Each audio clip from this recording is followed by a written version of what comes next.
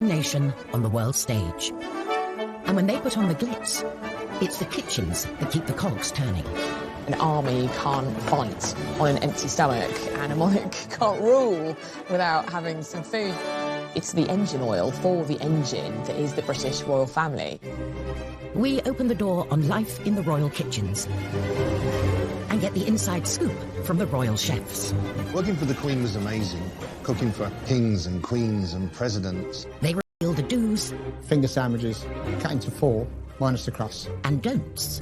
You try and serve strawberries to the Queen in January and it's off to the Tower. You're really in trouble. Of serving Her Majesty, whose private dining habits are not as extravagant as you may think.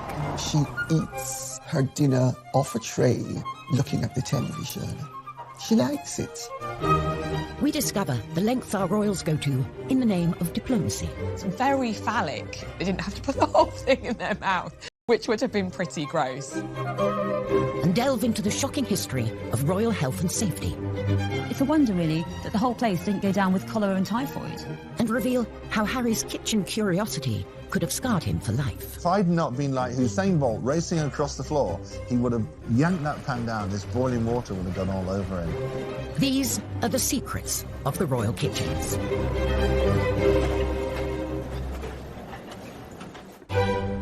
Buckingham Palace, the monarch's official HQ and hub of royal engagements. At its core is the kitchen, a well-oiled machine with the capacity to cater on a mind-boggling scale. Every year, the royal family cater for thousands and thousands of people, and just at Buckingham Palace alone, it's 50,000 people every year. They have this convening power. They bring people together. And a lot of the events at which they do that, food does play a key role. This dinner is always an opportunity for us to come together as friends. With so many mouths to feed, it's no surprise that the royal shopping bill is eye-watering. In 2018, the royal family spent £1.6 million on food. That food will be food for garden parties, will be food for guests who are visiting that the Queen is entertaining. It'll be for the tea that she gives the Prime Minister at their weekly audience. It's a huge amount of money, and, you know, most people's weekly shop is, you know, £50, £100 down the supermarket. It is an extraordinarily little sum for the premier monarchy in the world. And for us to have spent so little money on food shows how completely efficient and streamlined Buckingham Palace and Windsor Castle have become. It's the highlight of any state visit, of a visiting head of state to the UK. It's kind of the centrepiece, really. It's a very lavish affair, and preparations will start months before. A glittering state banquet, an occasion fit for the head of state of one of our closest allies. The Queen, of course, as head of state, has a hugely important role in a state visit and a state banquet. Unlike in the United States, the British head of state is not limited to 2 terms of 4 years. And the banquet is an incredibly sort of personal aspect of the visit to her. I certainly know that the Queen has personal involvement in the menu. She consulted and collaborates with her chefs. One of those chefs was Darren McCready, who worked in the royal kitchens for 11 years. Working for the Queen was amazing. Cooking for kings and queens and presidents. When the Queen was holding a state banquet, it was his job to create a menu for the VIP guests. The first thing they take into account is, are there any allergies? Do they not eat shellfish? Does the president not eat broccoli? It's to show the best of British, locally sourced, something that's quite fresh and quite light. They'd only use seasonal fruits in the summer, only use asparagus for that time of the year. Nothing really was imported. And if possible, something off the estate, maybe some salmon from Balmoral or some venison from Sandringham. That attention to detail is selling brand Britain. So both the way it's prepared and what it is speaks volumes. The 4 courses for the state banquet. There's the starter, which is always fish, the main course, which is always meat, and dessert is a fruit course, and then coffee and petit fours.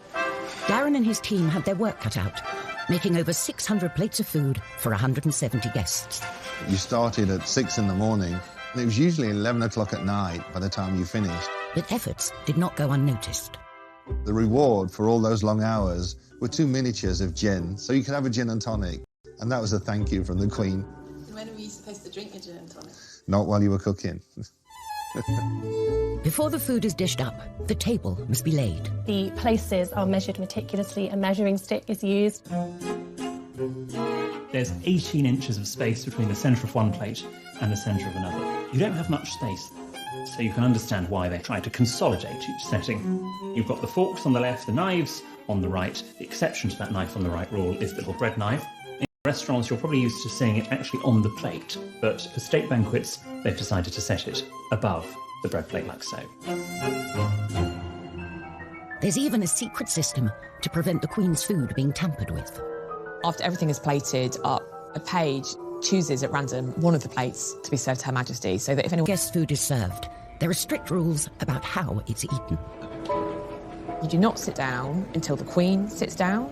When she starts eating, then you start eating. And traditionally, you would have to finish eating by the time the Queen would finish eating. So in years gone past, you know, courtiers would be kind of desperately trying to eat their food quite quickly.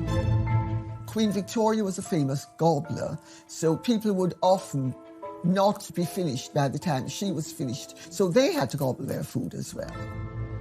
In Western culture, a lot of our dining etiquette is put in place to minimise the awareness that we are eating. It's small mouthfuls, a straight back, hands in the lap when we're not eating.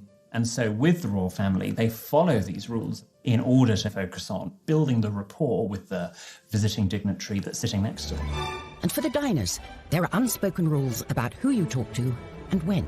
If the Queen is talking to the guest on her right, which will be the visiting head of state, then the other female guest will talk to the person on their right. And then when the Queen switches, then the ladies switch and talk to the person on their left. And certain topics of conversation are firmly off the table. Politics is a good thing to avoid. Money is another good thing to avoid. And sex is another good thing to avoid. But just because you can't talk about sex doesn't mean you can't flirt. And to wash all that splendid food down, there's an array of drinks to hand. But they also come with a set of rules. The glasses that is closest to you is the glass that is used first. A champagne flute for the toasts. Then the smaller of the wine glasses is for white wine, generally with the fish course. Then a larger wine glass for the red wine, for the main course. And then a small glass for port. And then you have your water glass, and that's always detached from the other glasses because that glass stays on the table throughout the meal, whereas the other glasses will be cleared as the banquet progresses. Despite intimate knowledge of the rule book, things can still go.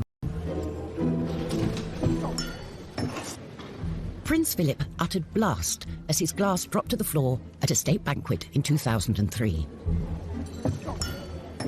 Luckily, heads of state politely carried on as if nothing had happened. Coming up, we reveal the shocking past of Buckingham Palace's kitchens. It's a wonder, really, that the whole place didn't go down with cholera and typhoid. And uncover how a palace disaster could have scarred Harry for life. Not been like Usain Bolt racing across the floor, he would have yanked that pan down, this boiling water would have gone all over him.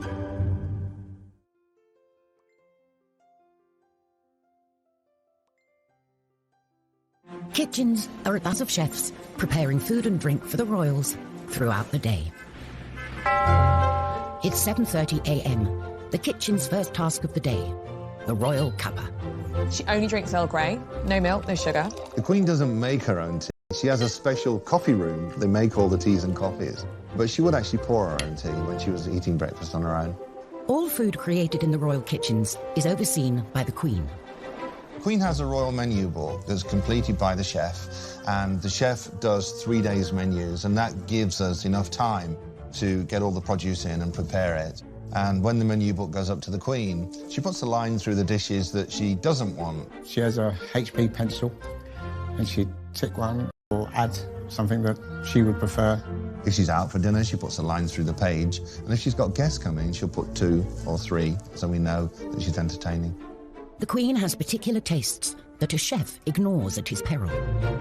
She knows what she likes, nothing too spicy, because she meets that many people. The last thing she wants, I can smell garlic in my breath, or last night's curry.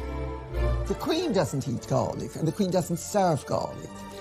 because the Queen is concerned that garlic clings to the being and you can smell it on the breath. If food is offered out of season, heads will roll. You try and serve strawberries to the Queen in January and it's off to the tower, you're really in trouble. 9 a.m. and it's time for breakfast. Typical breakfast for the Queen would be in her own sitting room. She'd have some hot tea and then a bowl of cereals from a plastic Tupperware container. It might have been served on a silver tray in, lovely porcelain, but it was still kept in Tupperware containers, just like in anyone else's kitchen back at home. Prince Charles has a very particular breakfast routine as well. Whenever the Prince of Wales came to stay with the Queen, he always arrived with a hamper of his own produce. And in the kitchen, we'd have jars of bottled plums from the Highgrove garden. The instructions were to put 2 plums and a little juice into the bowl and send it in to him for breakfast. I'd send in 2 plums and he would make 1, so they'd come back out after breakfast and I'd put the other plum back into the jar and save it.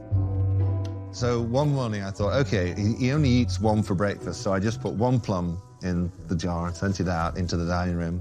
And the footman came through and said, His Royal Highness said, can he have 2, please? So I had to keep sending 2 in every morning. This wholesome breakfast is a far cry from Queen Victoria's morning spread. It was famously elaborate. It included things like lamb chops, fowl, tongue, eggs, bacon, potatoes. She just went for it, and it's no surprise that The current Queen is more likely to enjoy rich pickings at lunchtime, especially at Balmoral. Balmoral affords recreation as well as relaxation.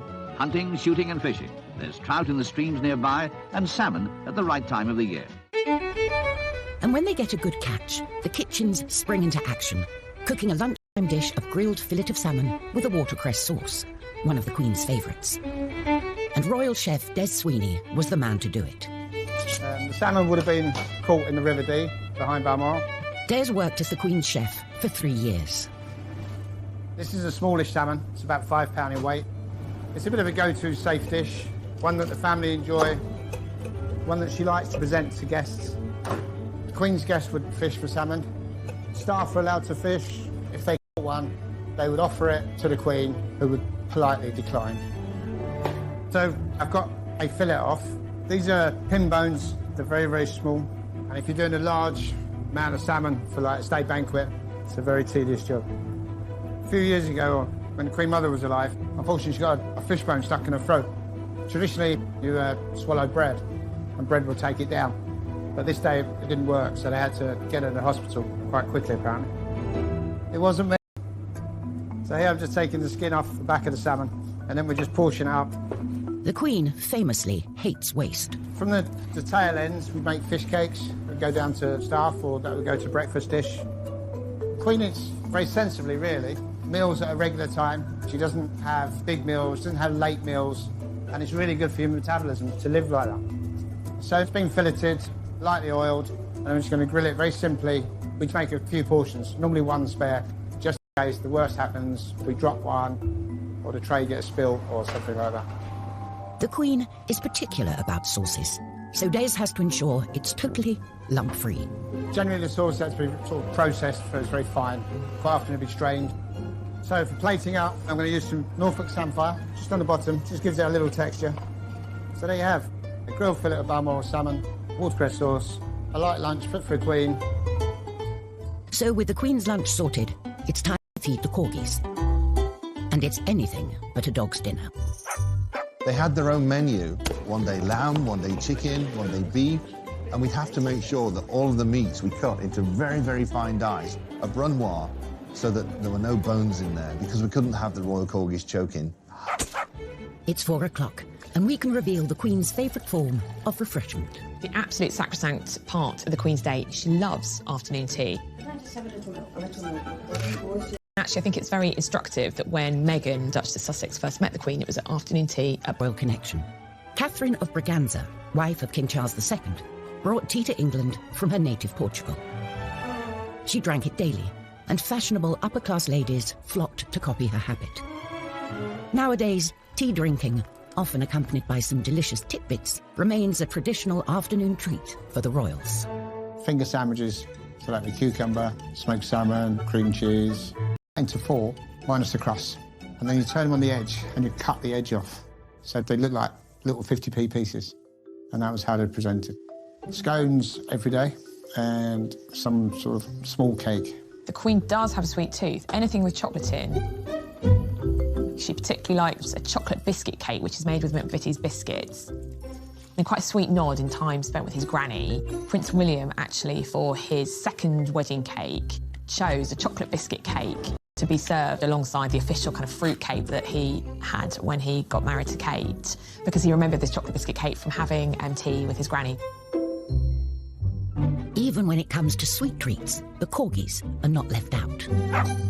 She'll often take one of the scones and just crumble it onto the carpet so that a royal corgis can enjoy afternoon tea with her. Another royal who's reported to enjoy an afternoon titbit is Prince Charles, although he is said to have rather precise requests. There's a great story about how he likes his eggs at 4 minutes exactly. So the kitchen staff frequently has several pots of eggs boiling so that when he does come in after a day's hunt, there's one egg that's been boiled at precisely 4 minutes that he would like to eat. His head of communications has absolutely denied this story. Often when we hear stories about lavish demands from the royals, sometimes staff are anticipating what the royal might want. He might not even know that there were, 4 different pans of water on the boil with all these eggs being prepared just in case. 7 p.m. It's gin o'clock. When you are the head of state of 16 countries, you might feel the need for a stiff drink. A drink was gin and dubonnet. On a big function, there would always be gin and dubonnet on most of the trays, just in case. You know, put a hand up and say, "Can I get a drink, please?" When she's off duty, there is reportedly one element of the Queen's private dining that may feel familiar to many of us. She eats her dinner off a tray, looking at the television. She likes it. It's homely, it's cosy, it's comfortable. And to polish off dinner... Most days, there'd be a fruit bowl go up. Queen was a big fan of fresh fruit, especially stuff that was grown locally. And eating fruit has a particular method. Now, this is how the Queen would eat and cut off one end, then we cut off the other end, and then we turn the knife on its side and go into the skin like so, and then prising it open, and then cut a little bit off and eat like so. But there are times when the royals need to pop out for a treat that really hits the spot. It's the best thing I've eaten for a very long time. Can I course you on that? Absolutely perfect. Fast foods were also tempting for the royal princess. William and Harry, they loved pizzas, burgers. They loved me to cook them burgers. I remember coming into work one morning and Nanny had asked for roasted chicken and she wanted lots of green vegetables served with it too. Well, I think William or Harry must have looked at the menu and thought, we don't want that. When I came in the evening, there was a note on my desk and it said, "Darren, please give the boys pizza for dinner tonight, signed Jess." I looked at it and thought, why is this in the writing of a 5-year-old?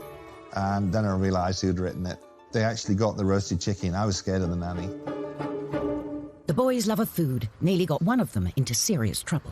I was cooking spaghetti bolognese for them. I had a big pan of water on the stove. And Prince Harry came over and I just happened to turn and look and he put his hand up on the pan and said, "What's in here?" And if I'd not been like Usain Bolt racing across the floor, he would have yanked that pan down. This boiling water would have gone all over him. Oh, that was a scary day.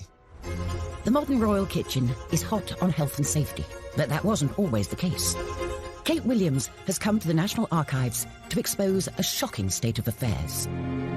When Victoria turned 18, she became queen and moved from Kensington Palace to Buckingham Palace. But Buckingham Palace had been neglected for 7 years, and almost immediately after the Queen moved in, there started to be complaints about the unholy stink. An investigative scientist was put on the case. What I've got here is this amazing report that was made by Dr. Leon Playfair in 1845. He says that what he's been asked to do is look into the evil complained of and ascertaining the causes which vitiate the air in that building. As he says here, the smells in the palace are so powerful as to produce nausea and feelings of sickness. And I think there had been some perception that perhaps it was the fires or the gas lights that had caused this horrible atmosphere. No, he said, the main evil is the kitchen. He says, I'm reminding you that one of the largest sewers in the world runs, unfortunately, through the precincts of the palace. Actually, it ran under the kitchens, and if this wasn't bad enough, there are a lot of unsanitary practices in the kitchens, including piling up the rubbish in the dustbins, which were, he says, filled with garbage of a very bad description. And next to them were urinals for the use of the male servants without a flow of water. You can't flush them. And actually, he's really quite rude about the palace. He says, I could not have believed it credible that such an extraordinary instance of scientific ignorance existed in any building in the present day. He cannot believe it. So you've got a potent combination here of rubbish, of unsanitary practices, and of disgusting sewage. They are all eating food in these incredibly unsanitary conditions. It's a wonder, really, that the whole place didn't go down with cholera and typhoid. Coming up, a right royal mix-up in the kitchen. I said, the gardener wants to speak to you. And he went back upstairs, and I walked with him, and he said, oh, good morning, Royal Highness. And I thought, it's not the gardener. And Kate and William are faced with a rather phallic diplomatic dilemma. Try a bit, think of England, carry on. They didn't have to put the whole thing in their mouth, which would have been pretty gross.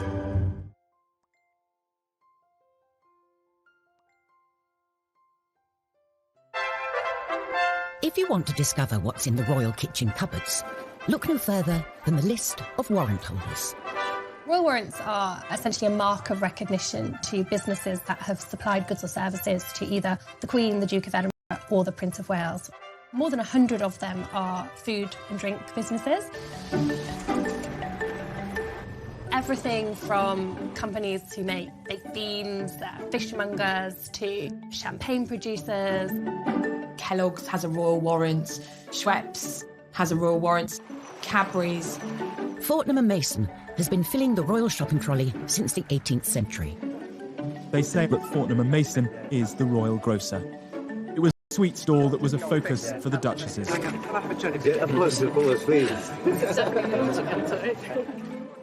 It's not to be confused with freebies. The royal warrant recipients are not necessarily providing free swag to the royal family. They're just preferred suppliers. And brands need to have supplied a royal household for 5 years. Then they can upgrade their packaging. When a business is granted a royal warrant, that allows them the opportunity to display a royal coat of arms on their packaging. Obviously, that's a huge accolade.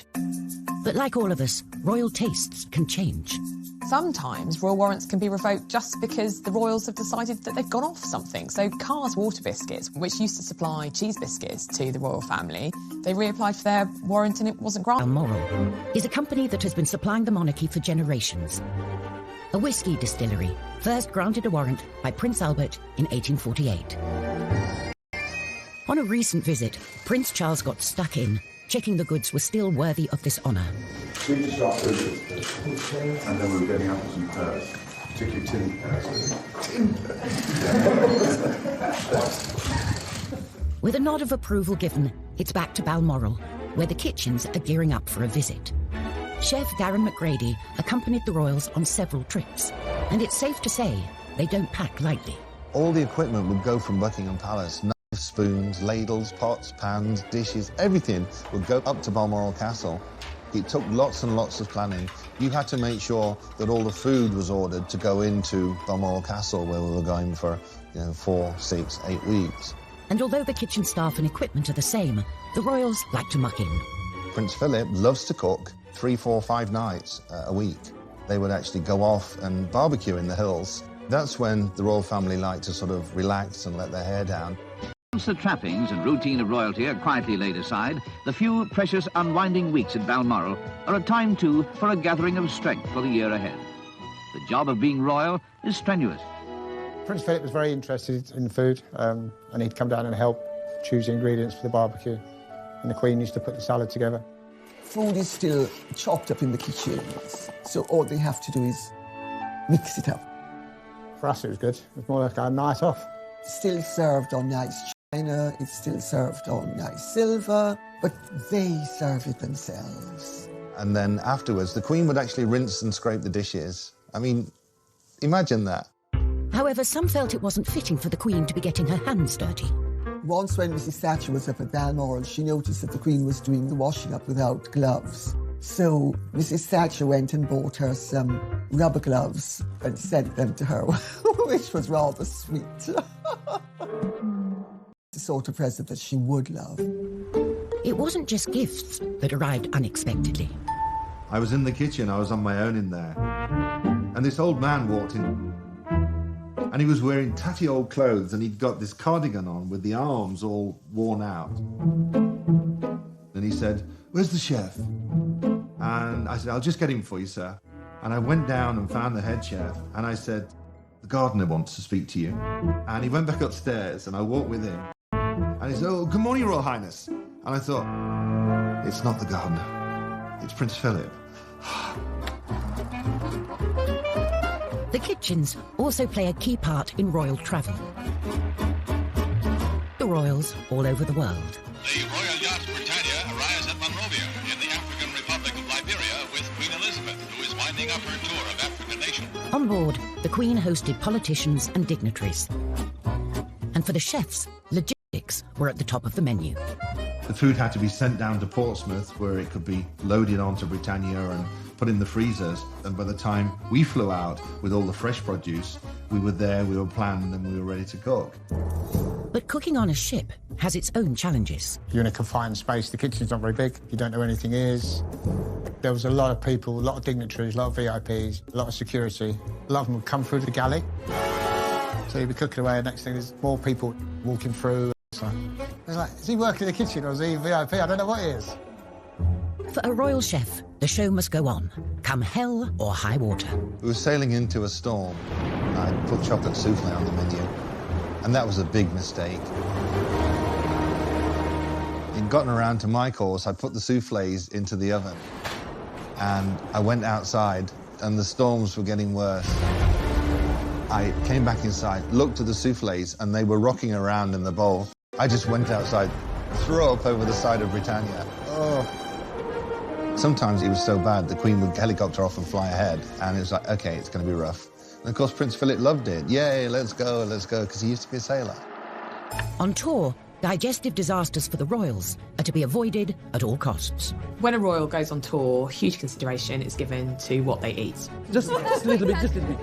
Individual tastes taken into consideration. They might say, well, Prince William likes curries, or, you know, the Queen, for instance, famously doesn't eat shellfish. Not because she doesn't like it, but because obviously shellfish can give you an upset stomach, and if you're doing an important diplomatic tour, you don't want to miss a day because you're sick.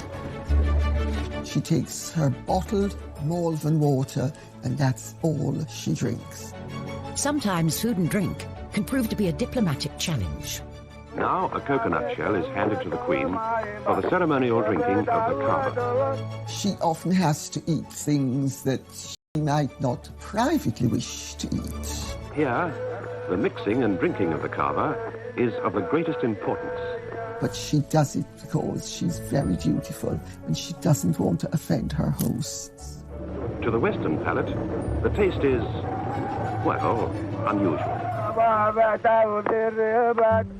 When our younger royals have been faced with unfamiliar delicacies, they don't always maintain their composure, as Emily Andrews witnessed. When I was on tour with William and Kate in 2016 in Canada, we were at this lovely kind of presentation of seasonal Canadian produce. The sun was shining, Kate was looking gorgeous. I was like, oh, this is lovely. Phallic looking, kind of long tube and kind of a bulbous part at the end. It's a delicacy and you eat it. And so Kate and William were kind of going around the stalls and we were all as pressed, kind of waiting for them to present it, this geoduck clam, and what would they do? And bless them, they both tried it. They managed to stifle any kind of giggles. There was a slight giggle from Kate. So the etiquette there would just be to pick up the food item, have a little nibble, make some polite remark, and then place it down. Try a bit, think of England, carry on. I think they had a chopped up bit. They didn't have to put the whole thing in their mouth, which would have been pretty gross. Coming up, when Meghan came under fire for promoting her favourite fruit. They are involved in the exploitation of workers abroad. And how dare she promote the consumption of avocados? And a greedy king's artery-clogging meat feast. It looks like what might happen to us post a nuclear Armageddon. You're not going to make me try and eat this, are you? Definitely are. So gross.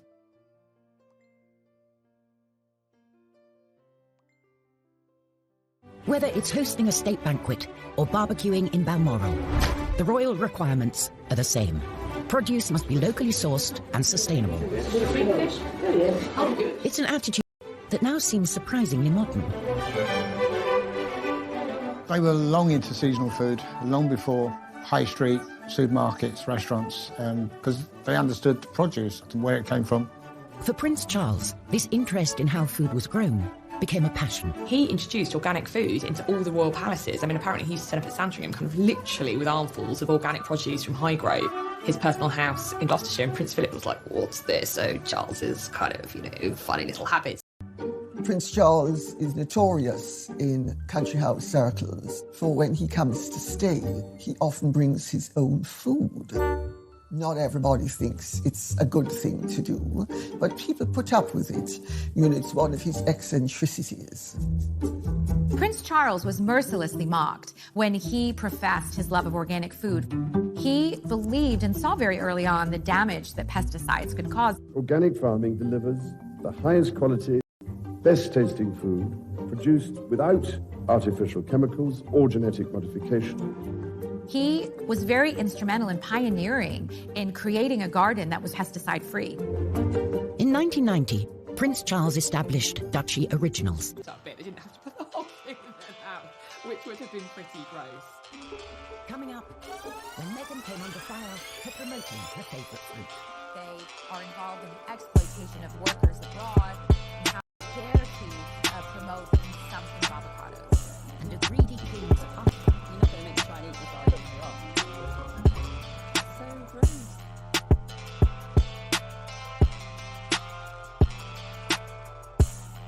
Whether it's hosting a state banquet or barbecuing in Balmoral, the royal requirements are the same. Produce must be locally sourced and sustainable. It's an attitude that now seems surprisingly modern. They were long into seasonal food, long before high street, supermarkets, restaurants, because they understood the produce and where it came from. For Prince Charles, his interest in how food was grown became a passion. He introduced organic food into all the royal palaces. I mean, apparently he used to set up at Sandringham literally with armfuls of organic produce from Highgrove, his personal house in Gloucestershire. Prince Philip was like, what's this? So Charles's kind of, funny little habits. Prince Charles is notorious in country house circles for when he comes to stay, he often brings his own food. Not everybody thinks it's a good thing to do, but people put up with it. It's one of his eccentricities. Prince Charles was mercilessly mocked when he professed his love of organic food. He believed and saw very early on the damage that pesticides could cause. Organic farming delivers the highest quality, best tasting food produced without artificial chemicals or genetic modification. He was very instrumental in pioneering in creating a garden that was pesticide-free. In 1990, Prince Charles established Duchy Originals, a brand through which to sell organic produce grown on his Highgrove estate. Charles really was a bit of a groundbreaker because he was championing organic food and sustainability before it was particularly fashionable. Years later, and the brand has gone mainstream. I think back 19 years ago, when we launched the first oat biscuit, and there were huge headlines saying a shop soiled royal. So in an even more soiled capacity, I'm here today, just to say nothing could give me greater pleasure than to unveil this. Sales of Dutch Originals at Waitrose have now exceeded £1 billion and also raised £27 million for his charitable foundation. So he's clearly very pleased about that. A newer member of the royal family has also used food to champion a good cause, in kitchens far removed from royal palaces. Before Meghan even joined the royal family, she was making private visits to the women of the Hub Community Kitchen, where women had gathered to cook for the community. This is the one project Meghan has made her own. The community kitchen in the shadow of Grenfell Tower the Duchess of Sussex has been coming to for many months. And she said how she instantly felt very at home and very welcomed by that community. And a big part of that was this sort of common love of food. She loves with us, and then she knows about our family, we know about her, so it's nice. And she came up with the idea of making a cookbook. So using all the ladies' recipes and indeed her recipes to raise money for this community kitchen. With the attention that someone of her celebrity can bring to this cause, the book has been flying off the shelves. The money that it raised was ploughed back into the community kitchen. It was completely renovated. And I remember at the launch, Megan said that she felt that she'd almost come home meeting these ladies because it was a kind of such a melting pot of different nationalities and identities, and how food bound them all. Before she met Harry, Megan wrote publicly about her love of creating in the kitchen. We know the most about her in terms of food in comparison to anyone else because, of course, she had a blog called The Tig where she wrote about her love of food and she shared recipes and she spoke about the meals that had influenced her and what her view on food was. She likes to eat clean and green. There's reports of her wanting to eat vegan during the week, so very much kind of plant-based food, and she certainly doesn't, I don't think, eats a huge amount of red meat. The modern royals seem to be much more interested in food, healthy eating, and I think that's exciting. For royals of the past, healthy eating wasn't a priority. Henry VIII lived a life of gluttony and excess, and championed grotesque and meaty concoctions in the kitchen. Cockentrice was one of his favourites. Historian Kate Williams is going to meet Andrew Clark, a chef who still uses an open fire and has been preparing this calorific creation. Oh my goodness, I've read so much about the cockentrice and I've never actually seen one, and there it is. Half pig and half chicken. It looks like the most terrifying mutant thing I can possibly imagine, kind of what might happen to us post a nuclear Armageddon. You're not going to make me try and eat this, are you? Definitely are. I've really got to live like Henry VIII. Okay. Trotters, and then the chicken legs. It's so gross. The cockentrice was created by taking half a pig and half a chicken and stitching them together. There's no nice way of stitching this, really. It's all quite Frankenstein. Henry VIII's kitchens were the largest in Tudor England, making over 800 meals per day. Pretty freaky, huh? The cockentrice was roasted on an open fire and served up by the king to his waiting VIPs. If you're Henry VIII's chef, you're just giving him a big signifier of his power here. You're really showing off his brilliance because only he can afford the best people who can make this incredible, creative, time-consuming dish. Henry basically spends the equivalent of £5 million on a massive showing off. How can we think of the craziest thing to do? I know, let's stuff a pig with a chicken. You know, how fun is that? Would you like to try some? I'm kind of terrified, and also I'm quite excited because it does smell good. Well, let's give it a go. Let's see give what it a go. like. Oh my gosh. Thank you. So I used to be a vegetarian. It's a good thing I'm no longer. Otherwise I might be quite traumatised. Okay. That is beautiful. If I was at Hampton Court eating this rather marvellous meat, I think I'd be pretty impressed. Well, I think we should drink to the cockentrice. Cheers. Cheers. The humble chicken has taken centre stage for our modern royals too. Famously, Meghan and Harry got engaged as they were trying to cook a roast chicken. Just a standard, typical night for us. Cozy night. It was what we're doing, just roasting chicken and Roasting having chicken, trying to roast chicken. trying to roast a chicken. I think Harry said trying to cook a roast chicken. I mean, we know that Meghan is a very accomplished cook. Very romantic. He got on me. Kind of roast dinner, but that's great. That's, you know, shows that they're normal. It's something that we can all imagine doing. It's not something that we think, oh, well, that's because they were royal, they were doing that. And any meal they eat can make the news. But it's not always a welcome headline, as a friend of Meghan's discovered on a visit to Kensington Palace. He posted what I'm sure he felt was a very innocuous photo of avocado toast and wrote that Meghan was the avocado whisperer because she does such great avocado toast. One newspaper absolutely went after Meghan for eating avocados, saying that they are involved in the exploitation of workers abroad and how it's a controversial thing to eat and how dare she promote the consumption of avocados. An unconventional life in the limelight hasn't stopped the brothers from having an ordinary approach to food. We're living together as brothers, and it's fantastic. It really is. He does most of the cooking. I just laze around watching TV. If you think about William when he was at university, he did have that regular university experience. You know, he lived with other students and that he did the things that other students do, and that would have extended to the way that he ate as well. He certainly wasn't up in St Andrews with a chef who was preparing his meals. You know, that just wasn't happening. And same way with Harry when he was in the military. He didn't go with his own chef. It was very much a case that he fitted in and did what everyone else did. So they do have that pretty ordinary relationship with food. They bring it up to modern day, aren't they? This is the new kids on the block. Harry and William don't want to live like grandma. When William and Kate had apartment 1A at Kensington Palace renovated, they famously had 2 kitchens put in. One kitchen for them to use personally, and also a professional kitchen for hosting events at Kensington Palace. Kate, in the papers, was dubbed 2 kitchens. When faced with a baking challenge, Kate can definitely rise to the occasion. William, however, could do with a little practice.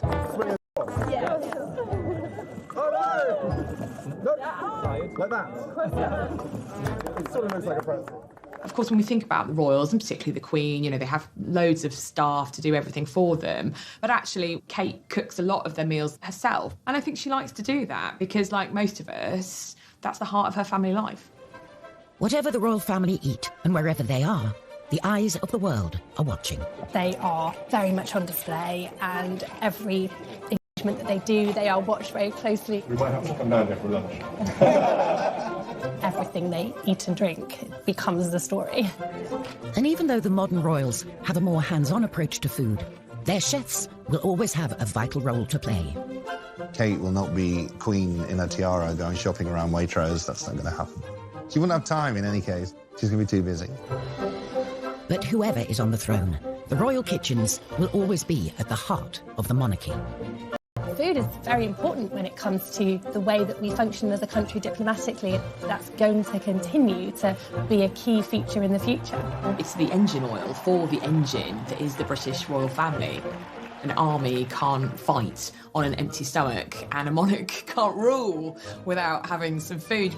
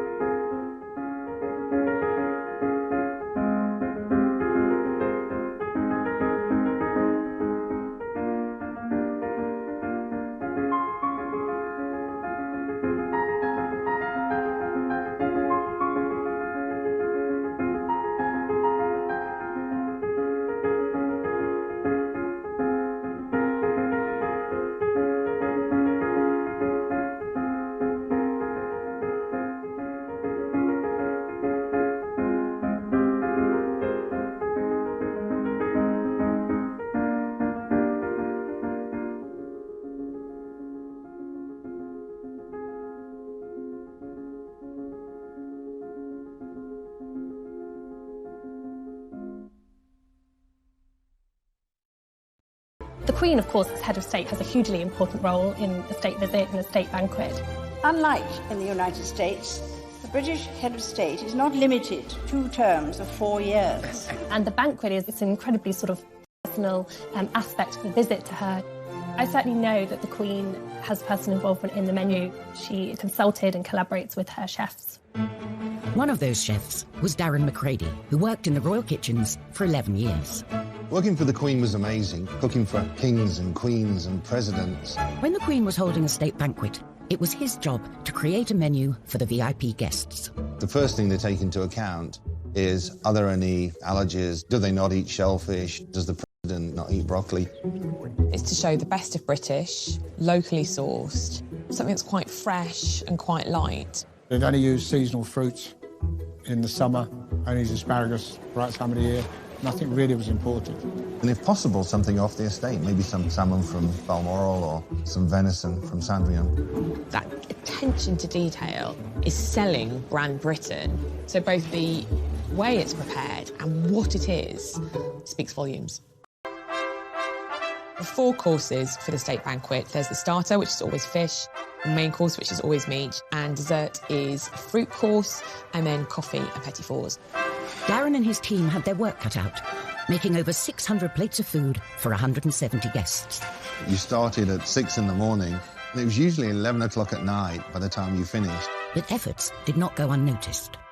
The reward for all those long hours were 2 miniatures of gin, so you could have a gin and tonic, and that was a thank you from the Queen. When were you supposed to drink a gin and tonic? Not while you were cooking. Before the food is dished up, the table must be laid. The places are